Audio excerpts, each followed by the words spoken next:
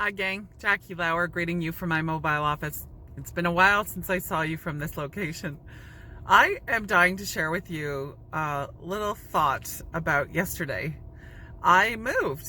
I decided to downsize from a three bathroom home into a two bathroom condo with my 14-year-old son.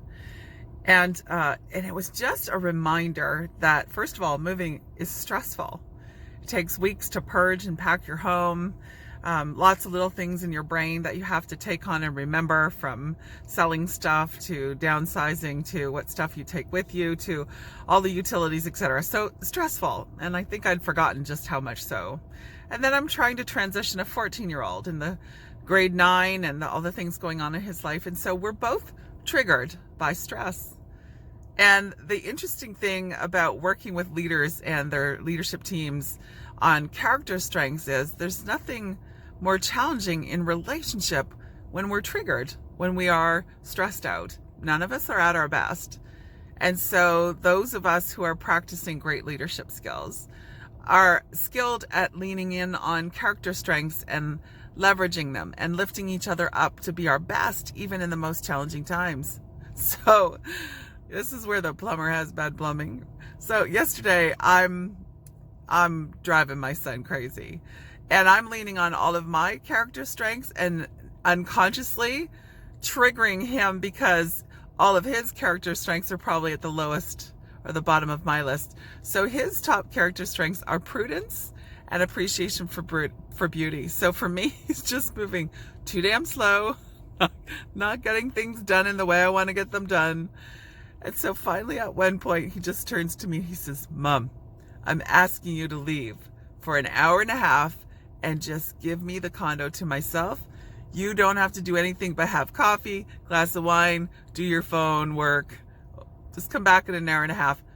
I have a surprise for you." I'm like, all right. I was a little cautious, but I thought I could tell by his tone he wanted to surprise me. So I took him up on his offer, left the condo, went down to the lobby and did some work on my phone. Probably leaned on my humor and my curiosity so that I could cope through this hour and a half of ambiguity with my son. And of course, what ended up happening was the beautiful child had organized all of the furniture placement with the movers. He had laid out the carpeting and the pillows. He had put the beds together with the movers. He had made the beds already. So an hour and a half later, after leaning on his careful consideration, his prudence, and his appreciation for beauty, he got to delight me in showing me around my new condo, and it had already been set up. So it's one of those things, like, just reminding myself that we're not at our best when we're stressed, that we'll cope if we learn to recognize the strengths that those around us are using and leveraging. And just because they're not our strengths, it doesn't mean they're not useful, that we shouldn't have gratitude for them and see them and celebrate them. So I just wanted to share the story with you because it's something that we're all challenged with. And it's the little things in life that remind us about how important it is, especially for those that we're raising as our little children, and especially for our friends and colleagues in the workplace. I hope you enjoyed my simple yet important story about how we build trusting, loving relationships with each other at home and at work. All the best to you, and we'll see you soon.